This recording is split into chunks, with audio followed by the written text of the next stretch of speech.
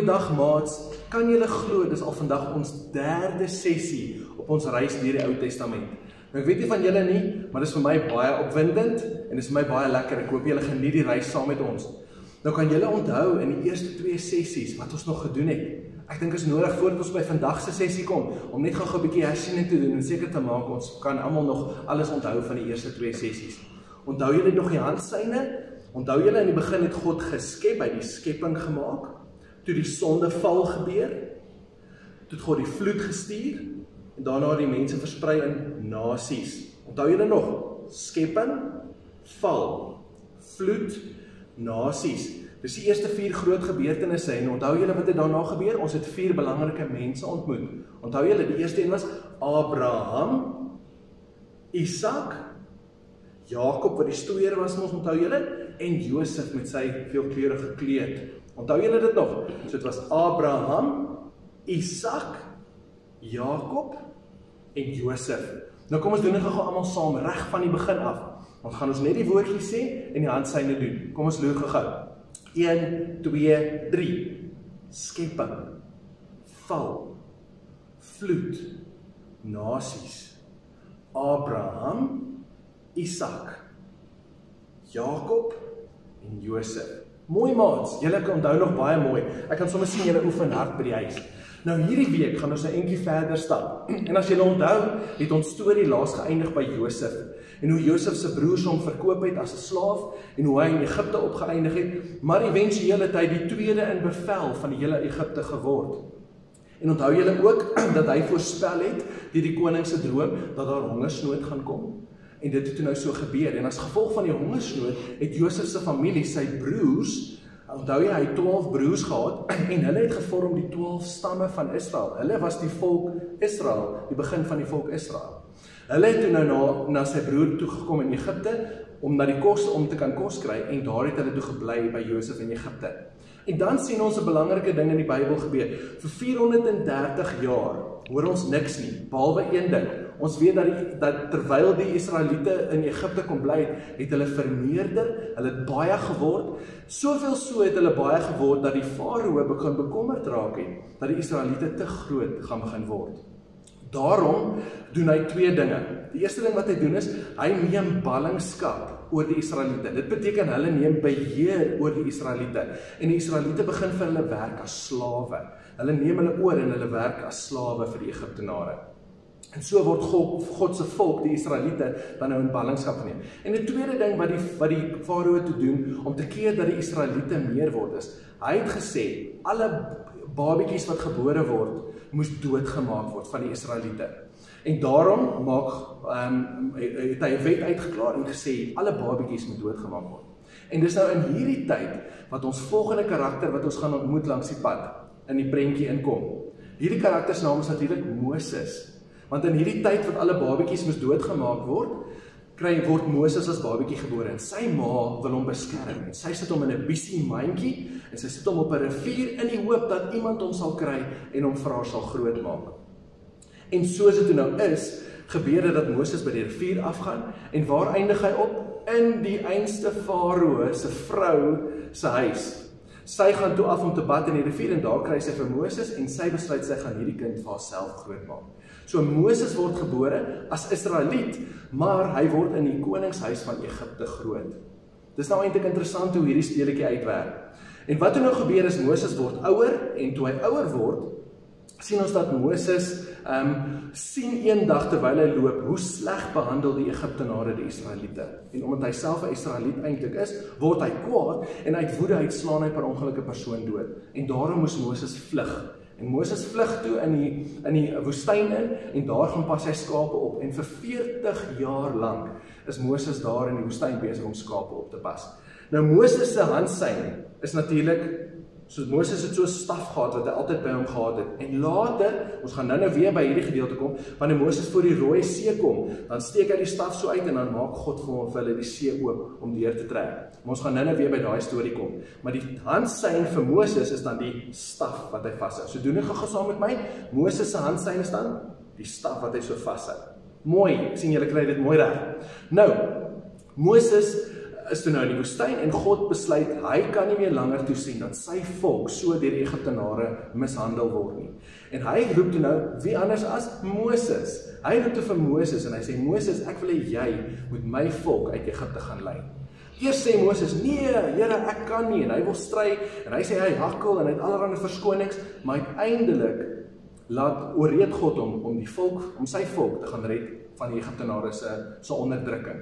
Moses gaan toe, na die Farao toe, en hy sê vir die Farao, Farao, laat my mense gaan. Die Farao het geweier. En omdat Farao geweier het God eventueel 10 plaae gestuur. Nou, dis 10 peste en allerlei slegte goed wat met die volk van Egipte gebeur het. Nou hierdie 10 plaae, ironies genoeg nogal, is eintlik 10 maniere hoe God die afgode van die Egiptenare eintlik verkleineer het. Met elke plaag het hy 'n afgod verkleineer. So God wou net kom sê, besef wie ek is die ware God. En deur hierdie 10 plaae, elke keer nadat 'n plaag gebeur het Moses na die Farao toe gaan en sê, laat my mense gaan, en elke keer het hy gesê, nee. En nou kom ons by die laaste plaag. Die laaste plaag was die ergste plaag. Die laaste, die 10de plaag, was die dood van alle eersgebore kinders. God het gesê, alle eersgebore kinders laat sterf. Dit beteken as daar 3 kinders in 'n huisgesin was dit die oudste ene, die ou boet of die ou sus, die een wat eerste gebore is, daai kind in die gesin sou doodgemaak word. En God het dit so bestem, dat sy volk Israel, wou hy nie onder hierdie plaag laat gaan nie. So hy het vir hulle gesê, ek wil hê my volk se kinders moet gespaar word. Maar vir die kinders om gespaar te word, moet hulle een ding doen. Hulle moet elke gesin in Israel, moet 'n lammetjie slag, dan moet die bloed van hierdie lammetjie gevat word, en aan die deurkosyne van die deur gesmeer word. En dan, wanneer die doodsengel sou kom om hierdie kinders dood te maak, en hy sien die bloed aan die deurkosyn, dan sou hy verby daardie huis beweeg en nie daardie kinders doodmaak nie. Nou ek het hier 'n prentjie gebring van hoe dit sou gelyk het. Sien julle, daar's 'n deurkosyn en dan is die bloed so aan die deurkosyn gesmeer. En dit het beteken dat die doodsengel nie in hierdie huis sou ingaan nie, want dit word beskerm deur die bloed. Nou weet julle wat? Het julle al gehoor van die woordjie Paasfees? Nou eintlik is dit die woordjie Pasga.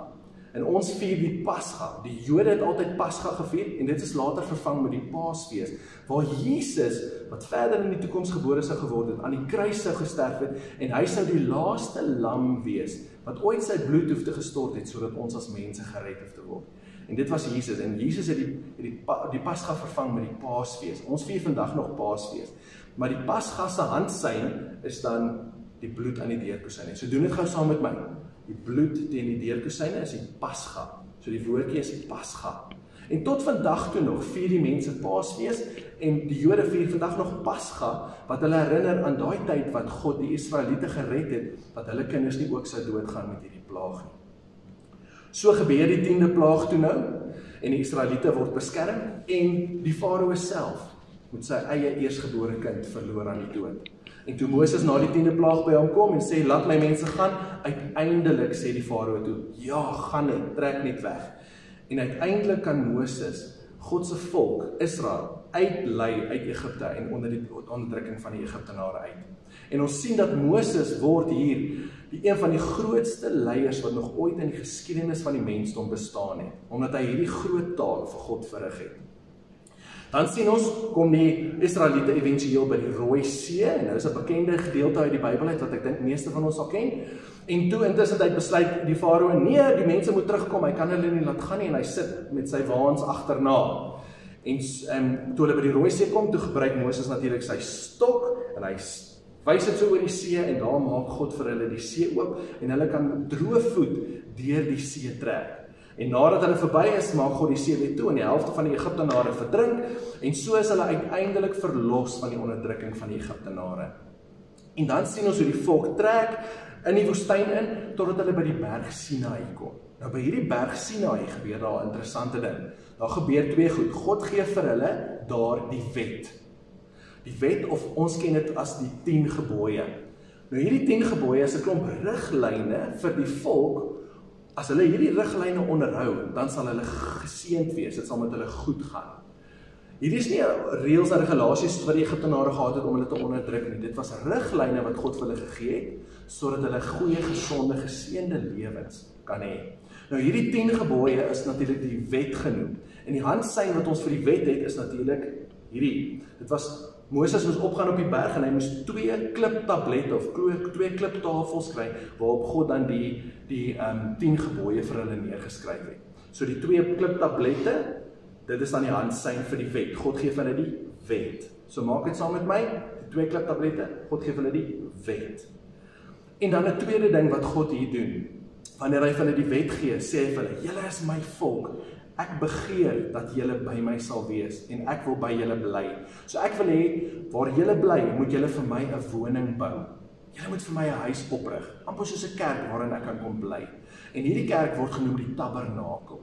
Nou die tabernakel is 'n snaakse vreemde woord, tabernakel. Nou hy het 'n handsein ook. Nou doen die handsein gou saam met my. Dis wanneer jy jou vingertjies so vat en jy sit hulle so bymekaar en jy maak jy handjie toe en dan maak jy met jou 2 wysvingertjies 'n torentjie. Amper soos 'n kerkgebou, né? En ons sien hier die tabernakel. So dis doen dit gou weer saam met my. Vat jou vingertjies saam, maak jou handjie toe, 2 wysvingers maak 'n toring. Tabernakel. Nou die tabernakel was 'n plek waar God fisies kon bly het. God het gesê, ek wil nog altyd met my volk verhouding hê. Ek wil met my mense verhouding hê. Hierdie is 'n manier vir my om by my volk te kom bly. En waar ook al die volk heen getrek het, onthou hulle het in tente gebly daai tyd, nie in huise nie. So het hulle deur die woestyn getrek agter die water en die kos aan en waar hulle moes tent opslaan, daar moes die huis van God ook gebou word. Nou hier het ek vir julle 'n prentjie gebring. Dit is hoe die tabernakel lyk.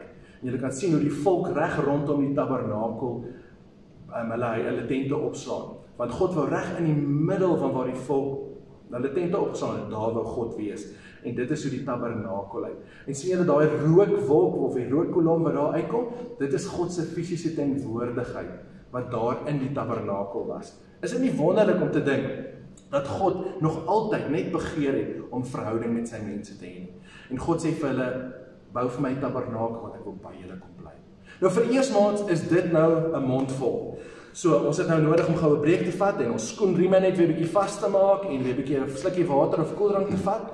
So ons gaan vir eers hier stop vir die dag. Maar kom ons hersien net gou wat ons vandag geleer het. Onthou julle, ons het geleer van Moses en toe leer ons van die Pasga, die bloed aan die deurkosyne, nê? En toe leer ons van dat die Pasga en dan leer ons van God gee vir hulle die wet in die woestyn en hy het gesê bou vir my 'n tabernakel waar ek by julle kan kom bly. So doen gou die handsyne saam met my.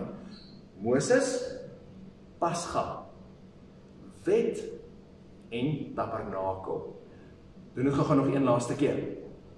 Moses, Pasga, wet en tabernakel. Nou dit is so maklik so wat dit is, maats, gaan oefen hierdie 4 nuwe handsyne plus die vorige handsyne wat ons geleer het en volgende keer voor ons begin, gaan ons alles hersien en dan gaan ons almal al die handsyne sommer saam doen. Ons gaan oefen lekker hard hierdie week, hoor. En vat 'n lekker breek nou. Ons gesels volgende week weer verder. Groete by die huis.